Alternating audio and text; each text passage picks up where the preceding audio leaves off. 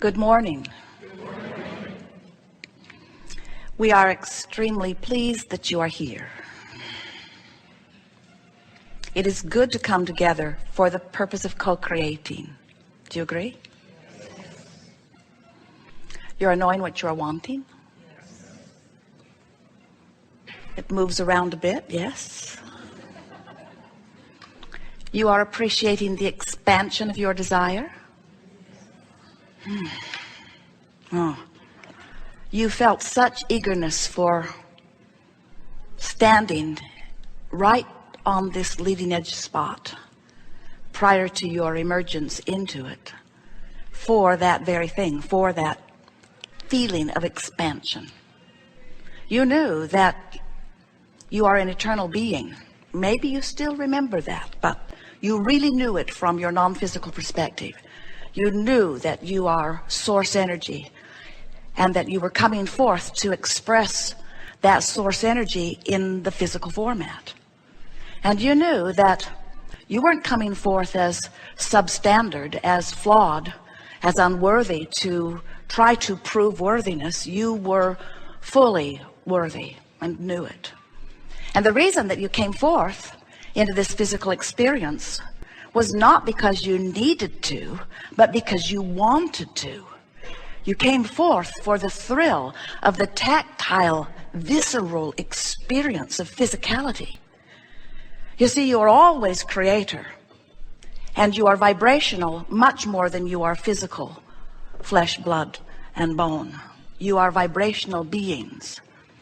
And the reason that you were so excited about coming forth into this physical format is because you knew that by offering thought from this perspective, out here on this leading edge, that things would actualize to support the thoughts that you are thinking. You knew that the thoughts that you think would be managed by law of attraction, and that in this leading edge environment they would manifest. And so you knew that by living and thinking and manifesting, you would learn to more deliberately think. You knew that you could live a little and watch the results of your thought, and then if there was anything less than what you wanted, or more than what you wanted, more of what you don't want or less of what you do want, that you could just adjust your thoughts so that you could get it just the way you wanted from whatever perspective you are currently standing. You knew that you would have that ability to think and feel and manifest. We call that post-manifestational awareness. In other words, that's just living and getting and then observing what you're getting, and then maybe making a new decision about what you would like to think. But you knew without any question at all that your thoughts and your manifestations always match, always match, always match, always match every single time. And you also knew that you were the thinker of the thoughts. Oh, of course you knew that you would be responding to environment and that you might be influenced by the thinkers of others. But you also knew that you were the only one that could think within you. You knew that you were the only one who could offer your vibration. You knew that whatever you were offering vibrationally would manifest, and you felt such delight in knowing that you were coming forth in order to exercise that understanding. We love it when something manifests and you take stock of what it is, and then you make a new decision about adjusting your vibration. Esther's made a new decision recently after going through a 300 to 400 item punch list on the new house. Unfinished things, they're all finished now, but it was a month of attention. She's decided to do something that we have been teasing all of you about for a long time. We say we just love it when someone is terminally ill, because then they finally do the only thing that worked anyway, when they have no other options. And Esther has discovered that she has no choice but to let go of control, because there are too many moving parts. When you have a small life, you can control it through your action, through your words, through your determination, through your willpower, through your rules and requirements and enforcements of those rules, by your shoulds and shouldn'ts, by your, if you don't do that, I will be really mad at you. But when your life gets bigger you begin to discover that there are too many plates to keep spinning. And when the plates start crashing around you because there's not enough of you to keep them spinning, because you were never meant to control your life through your words, through your behavior, through your action.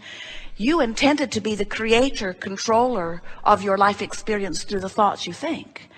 So when you step back into that understanding and you let how you feel matter more to you than anything else, not how you feel physically, how you feel emotionally. We know you can sometimes be tired, but we want you to be tired and satisfied. We know that sometimes you can be maybe uncomfortable, but you can be uncomfortable and hopeful rather than uncomfortable and fearful. In other words, when you decide that the way you feel emotionally really matters to you, and you make a decision to monitor your feelings and catch them in the earlier subtle stages and head them in more directions of what feels good, now you have harnessed what you knew you would be born with, your guidance system, and most important of all, your pre-manifestational awareness. In other words, you don't feel negative emotion, negative emotion, negative emotion, negative emotion, and then have something turn out bright and fluffy. Frisky, good feeling things don't come from bad feeling emotions. You just don't have happy endings to unpleasant journeys. You got to decide that, never mind focusing on the ending, get focused upon where you are and decide to make it feel as good as you can make it feel from where you are. And when you make the decision that you care about how you feel, and regardless of what's going on, there could be 100 really good things happening, and you could be one of those people that finds one thing that isn't going well, and you could focus on it and make yourself miserable. Or you could be someone who currently has 100 things not going very well and one thing that is, and you could be one of those people that focuses upon that one thing that's going well, and by focusing upon that one thing that goes well, you hold yourself in vibrational alignment with that one thing that goes well. You use that good feeling thing to set the tone of your being, and now your point of attraction has shifted to include only other good feeling things. Somehow, somewhere along your physical trail, many of you have come to believe that it's your job to sift through the details of your life and put, or of the world, or of your spouse's life, or of somebody that you care about, and put them in piles. Well, these are the good things, and these are the terrible things, and these are the I could live with it but don't want to things. And we want to say to you, don't sort your manifestations into piles. Make a decision to get right at the core of where it all starts from, at the headwaters, so to speak, of your creation. Make a decision that you care about how you feel, and that you will reach for the thoughts that feel as good as you can get them to feel from where you are. Now, we know sometimes you're standing in a place where it doesn't feel like there are that many really good feeling options. But there are better feeling options from where you stand, no matter where you stand. And if you are determined to find the better feeling option, what happens is you shift your vibration just a little bit. Now, most of you don't really understand how valuable that is, because you don't really understand, most of you, that you are vibrational beings, and that the vibration of your being, which is referenced to you through your mood or attitude, is your center point. It's your point of attraction. If you could just get it, that how you feel matters so much, that if you would give how you feel your undivided attention, not with the attitude that somebody else should be different because, oh, when I look at you, I don't feel as good as I felt before I looked at you. I was feeling pretty good, and then you called me, or you come by, and then I looked at you, and as I gave my attention to you, now I don't feel very good, so it's up to you to do something different so that I can feel better. And we say, how's that going?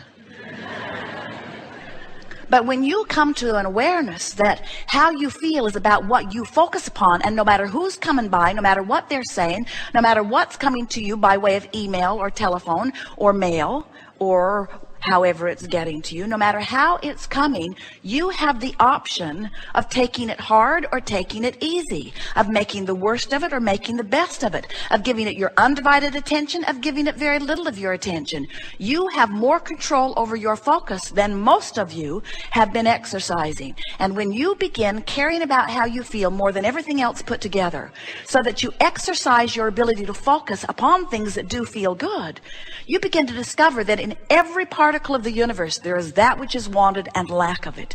In every conversation is that which you want and that which you don't. In every person, in every point in time, in every room, there's a squeaking thing we could all do without. In every room, there is that which is wanted and that which is not wanted. And you may have a very good opportunity today to tune that squeaking thing out, because we have an idea it's going to keep squeaking. It's not going to go away just because we loathe it, whatever it is. In other words, give your attention in whatever segment of your life you are focused to that which is best feeling to you, and tune yourself little by little into vibrational alignment with who you are. You are source energy who existed before this physical body, and many of you get that. You know that there's something before this, certainly. You're brilliant beings, and we love what you're doing with your planet, but you have not managed to scrape enough dirt together to launch another planet into orbit. You got to accept that there's something bigger going on. And that bigger thing that's going on is source energy. There is thought that sets things into motion. And so you exist as source energy before you come into this physical body, and you will exist as source energy once you are no longer in this physical body. But the thing that we so want you to hear is that you are source energy while you're in this body. There is a vibrational basis of that which you are, which is source energy. And then there is the vibrational basis that you set into motion by virtue of the things that you give your attention to, the things you say, the things you observe, the things you remember, the things you imagine. You are constantly giving your attention to something, beating the drum of something that sets up a vibration within you. So the question that we want to put to you today, in a way that you will always remember it, is what is the drum you're beating doing in relationship to the drum that the source within you is beating? For example, the source within you, who you really are, knows your value. When you don't, you're beating two different drums. You are tearing yourself apart. Now, many would say, well, why am I the one that's tearing myself apart? If source would just come over here and beat my drum with me, I wouldn't be torn apart. And we say, you don't want that. You don't want source to revert, to regress, to be less than life has caused you to become. Do you understand that as source energy, you float forth into this physical body, and now you are here in this body? The contrast, the variety of your life is causing you to know what you don't want, so you know what you do want, you know what you don't want, you know what you do. And every time you know what you do want, even a little bit, even if it's a subtle little preference, something that you feel like, oh, wouldn't that be nice if, or I would kind of like that, or this would be a little better. Every, even most subtle of preference that emanates from you causes a rocket of expansion within you. That's what we mean when we say, are you enjoying the expansion of your desire? But now we want to say it to you in a more powerful way. Are you enjoying the expansion of your desire? You said, yeah. Are you enjoying the expansion of your desire? We want to say it to you in a more emphatic way. Are you enjoying the expansion of you? Because when life causes you to desire something beyond where you are, the source energy part of you rides that rocket of expansion and literally, vibrationally becomes it and holds steady to that new becoming. So every time anything happens which makes you prefer something a little more, the source within you becomes that which is a little more. And then the question that we want to put to you, and certainly you want to ask yourself, is, what am I doing about that? Am I keeping up with the me that I have become? If you're feeling eagerness, the answer is yes. In this moment, you're up to speed with who you have become. If you're discouraged, the answer is no. Life caused you to become something. The source within you became it, but you're still beating the drum of something's gone wrong. I don't have enough money. I don't have enough money. I don't have enough money. I don't have enough money. I don't have enough money. Don't have enough money. I've never had enough money. I've never had enough money. It's not fair that I don't have enough money. It's not fair. It's not fair. It's not fair. It's not fair. It's not fair. It's not fair. I don't know anybody who has enough. Nobody has enough. Nobody has enough. Nobody has enough. Nobody has enough. Nobody has enough. Nobody has enough. That rich bugger over there does. Probably deals drugs.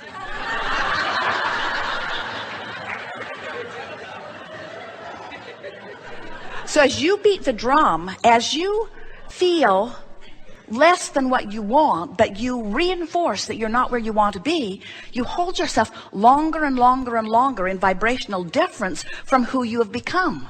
And you know what happens when you do that? You feel worse and worse and worse and worse and worse. So then it's really interesting. So you beat the drum of what you don't want, and you know you can never notice what you don't want without asking for what you do want, even if you don't put words to it. You can't even notice that there's not enough of something without automatically asking for more of it. So every time